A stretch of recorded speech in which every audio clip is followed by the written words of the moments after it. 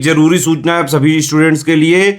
Study for civil services का Android app Google play store में आ चुका है, उसको प्लीज तुरंत इंस्टॉल कर लीजिए।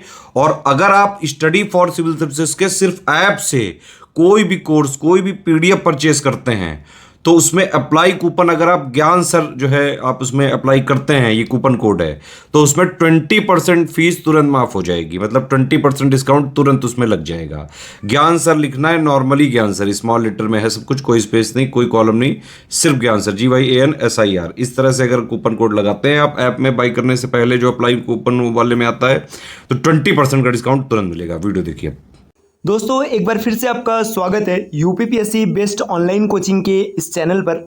इस वीडियो में हम लोग जीएस के टॉप 1500 मिक्स क्वेश्चन की श्रृंखला में एक क्लास को और आगे बढ़ाएंगे, जिसमें प्रश्न संख्या 96 से आगे बढ़ेंगे। इससे पहले की वीडियोस अगर आपने नहीं देखी तो आप प्लेलिस्ट में जाकर ज़रूर देखिएगा। यह क्लास सभी प्रकार के स्टेट पीसीएस एग्जाम और वनडे एग्जाम के लिए अत्यंत उपयोगी है। अगर आप टीम के पेड कोर्सेज से जुड़ना चाहते हैं पीसीएस के कंप्लीट प्रिपरेशन के लिए, तो इन दिए गए नंबर पर कॉल या व्हाट्सएप करके आप टीम के पेड कोर्स से जुड़ सकते हैं। ये ज्ञान सर का व्हाट्सएप नंबर है, आप यहाँ से व्हाट्सएप के माध्यम से भी जानकारी प्राप्त कर सकते हैं। अगर अभी तक आपने प्ले स्टोर से स्टडी फॉर सिविल सर्विसेज का एप्लीकेशन इंस्टॉल नहीं किया तो ज़रूर इंस्टॉल कीजिएगा।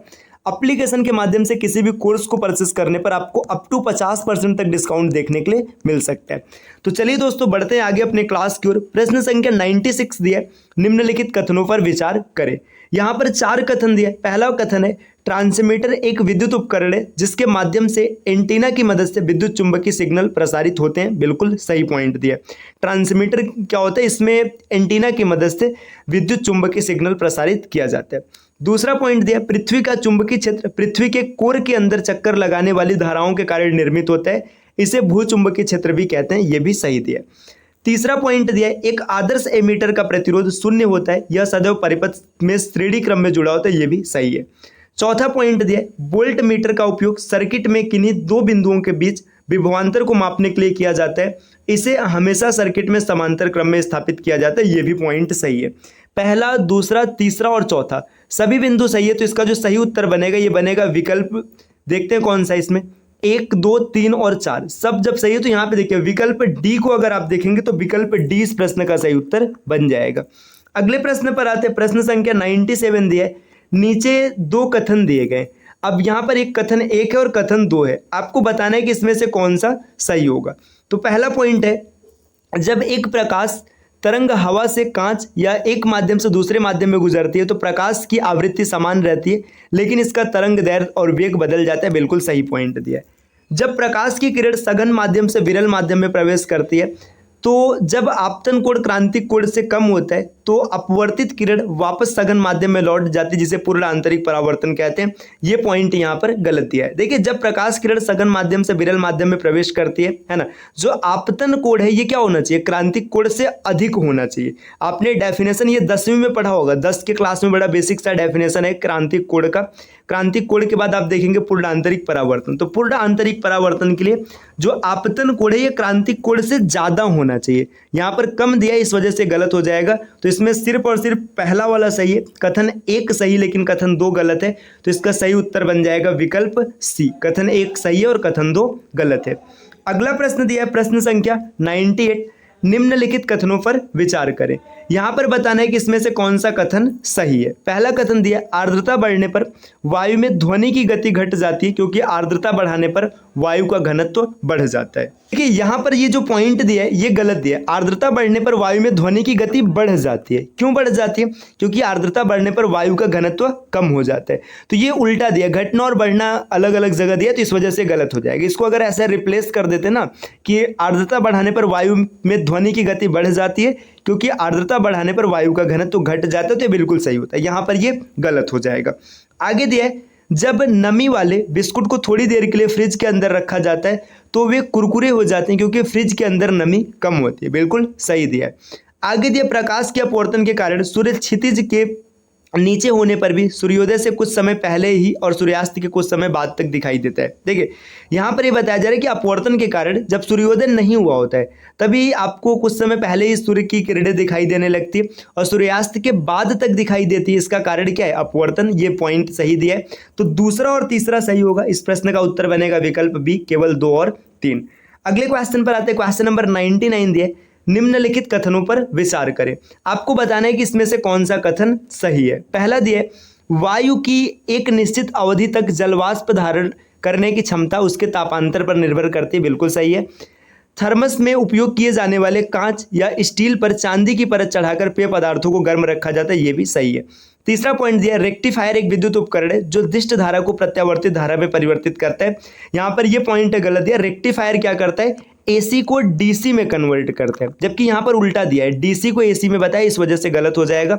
पहला और दूसरा ये 2 पॉइंट सही है, तो यहाँ पे इसका जो सही उत्तर बनेगा विकल्प डी, केवल 1 और 2 सही होगा। अगले प्रश्न पर आते हैं। Question number 100। क्वेश्चन नंबर 100 यहाँ पर दिए, नीचे 2 कथन दिए गए। अब यहाँ पर उपरोक्त कथनों के संदर्भ में नीचे दिए गए विकल्पों में से सही आपको बताना है कौन सा सही है। तो चलिए देखते हैं। पहला है, यदि किसी बर्तन में पानी गर्म किया जाता है तो उसका आयतन 0 डिग्री से घटकर 4 डिग्री तक हो जाता है तथा घनत्व बढ़ जाता है, बिल्कुल सही है। आगे दिए, 4 डिग्री सेल्सियस से अधिक गर्म करने पर यह सामान्य तरल पदार्थ की तरह व्यवहार करता है, अर्थात इसका आयतन बढ़ जाता है और घनत्व कम हो जाता है, ये भी सही है। तो इसमें दोनों सही है, तो इसका उत्तर बनेगा विकल्प ए। देखिए, जल की बात करेंगे, जल एक ऐसा पदार्थ है जिसका जो मैक्सिमम अर्थात अधिकतम घनत्व होता है ये 4 डिग्री सेल्सियस पर होता है। इसके बाद ना 4 डिग्री के ऊपर और नीचे आएंगे तो इसका घनत्व परिवर्तित होगा। आगे बढ़ते हैं। अगला क्वेश्चन दिया, क्वेश्चन नंबर 101, निम्नलिखित कथनों पर विचार करें। आपको बताना है कि इसमें से कौन सा सही होगा। पहला दिया, समताप मंडल में वायु विरल एवं दबाव कम होता है जिसके कारण जेट विमान यहां आसानी से और तेजी से उड़ते हैं। सही बात है, जेट विमान जो है समताप मंडल में उड़ता है। सुपरसोनिक जेट विमान के ईंधन दहन से निकलने वाले नाइट्रोजन ऑक्साइड समतापी मंडल ओजोन परत को नुकसान पहुंचाते हैं, ये भी सही है। देखिए, नाइट्रोजन के ऑक्साइड ओजोन परत को नुकसान पहुंचाते हैं। तीसरा पॉइंट है, पराश्रव्य ध्वनि तरंगे राडार द्वारा उत्सर्जित प्रकाश तरंगों की तरह अपने रास्ते में किसी बाधा से टकराने के बाद स्रोत पर लौट आती, ये भी सही है। पहला, दूसरा और तीसरा तीनों पॉइंट सही, तो इसका उत्तर बनेगा विकल्प सी, 1, 2 और 3 तीनों सही है। क्वेश्चन नंबर 102 दिया है, निम्नलिखित कथनों पर विचार करें। आपको बताना है कि इसमें से कौन सा कथन सही है और कौन सा कथन गलत है। तो पहला पॉइंट दिया, हाइड्रोजन का उपयोग रॉकेट ईंधन और ज्वालामंदक के रूप में किया जाता है जो उच्च तापमान उत्पन्न करते हैं। देखिए, ये पॉइंट यहाँ पर सही दिया है, हाइड्रोजन का उपयोग रॉकेट ईंधन में भी होता है और ज्वालामंदक के रूप में भी किया जाता है, ये उच्च तापमान उत्पन्न करते हैं। नेक्स्ट दिया हुआ है, घरेलू उपयोग में उपयोग की जाने वाली बायोगैस या गोबर गैस का मुख्य घटक मीथेन गैस है। बायोगैस या गोबर गैस में 50 से 75% मीथेन होता है, ये भी सही है। तीसरा पॉइंट दिया है, कोयला गैस मुख्य रूप से हाइड्रोजन, मीथेन और कार्बन मोनोऑक्साइड का मिश्रण है, यह कोयले के आंशिक आसवन द्वारा बनाया जाता है, यह भी पॉइंट सही दिया गया है। चौथा पॉइंट है, गैसोहोल ईंधन 10% निर्जल एथेनॉल और 90% गैसोलीन का मिश्रण होता है। गैसोलीन कहने का मतलब है यहाँ पर ये पेट्रोल की बात किया जा रहा है। तो जो गैसोहॉल मतलब जो एक तरीके से ऐसे समझिएगा पावर एल्कोहल भी इसको कहा जाता है, इसमें 10% एथेनॉल होता है और 90% पेट्रोल होता है, ये भी पॉइंट सही दिया। तो 4 के चारों पॉइंट सही, तो इसका सही उत्तर बन जाएगा विकल्प डी। 1, 2, 3 और 4 सभी बिंदु यहाँ पर सही दिए गए, विकल्प डी इस प्रश्न का उत्तर बनेगा। दोस्तों रुकिए, यहाँ पर दिख रहा है विकल्प डी, इस क्वेश्चन का उत्तर बन जाएगा। प्रश्न संख्या 103 दिया है, निम्नलिखित कथनों पर विचार करें। आपको बताना है कि इसमें से कौन सा कथन सही और कौन सा कथन गलत है। जिंक ऑक्साइड का उपयोग कीटाणुनाशक के रूप में किया जाता है। तो देखिए, यहाँ पर जिंक ऑक्साइड की बात करेंगे तो कीटाणुनाशक नहीं होता है, इसका उपयोग सौंदर्य प्रसाधन के सामान बनाने में किया जाता है, सौंदर्य वाले प्रोडक्ट, ब्यूटी प्रोडक्ट, तो ये गलत है। आगे दिया, क्लाउड सीडिंग मौसम बदलने की एक प्रक्रिया जिसमें बादलों का उपयोग इच्छानुसार बारिश कराने के लिए किया जाता है, बिल्कुल सही है। क्लाउड सीडिंग प्रक्रिया में सिल्वर आयोडाइड और सूखी बर्फ जैसे पदार्थों का उपयोग किया जाता है, ये भी सही है। दूसरा और तीसरा यहाँ पर सही हो जाएगा, इसका उत्तर बनेगा विकल्प केवल 2 और 3। प्रश्न संख्या 104 नंबर का क्वेश्चन यहाँ पर दिया है, निम्नलिखित कथनों पर विचार करें। आपको बताना है कि इसमें से कौन सा कथन सही होगा। तो चलिए देखते हैं कौन सा कथन सही है। एस्पार्टेट एक कृत्रिम स्वीटनर है जो सुक्रोज या सामान्य चीनी से लगभग 200 गुना अधिक मीठा होता है, बिल्कुल सही। एस्पार्टेट कृत्रिम शुगर से 200 गुना ज़्यादा मीठा होता है। एस्पिरिन पेड़ के लैक्टेक्स से प्राप्त होता है, यह ज्वर होने पर ज्वरनाशक के रूप में दिया जाता है, यह भी सही है। क्लोरोइथेन जिसका उपयोग प्लास्टिक के निर्माण के लिए कच्चे माल के रूप में किया जाता है, का निर्माण एसिटिलीन से किया जाता है, यह भी पॉइंट सही है। पहला, दूसरा और तीसरा तीनों बिंदु सही है, तो इस प्रश्न का सही उत्तर बन जाएगा विकल्प सी, 1, 2 और 3 तीनों सही है। प्रश्न संख्या 105 पर आते हैं। 105 दिए, नीचे 2 कथन दिए गए। अब कथन 1 और कथन 2, अब इसमें आपको बताना है कि इसमें से कौन सा सही है। हाइड्रोजन का समस्थानिक ड्यूटेरियम ऑक्सीजन के साथ क्रिया करके ड्यूटेरियम ऑक्साइड बनाता है जिसे भारी जल कहते हैं, बिल्कुल सही है। D2O फार्मूला होता है भारी जल का।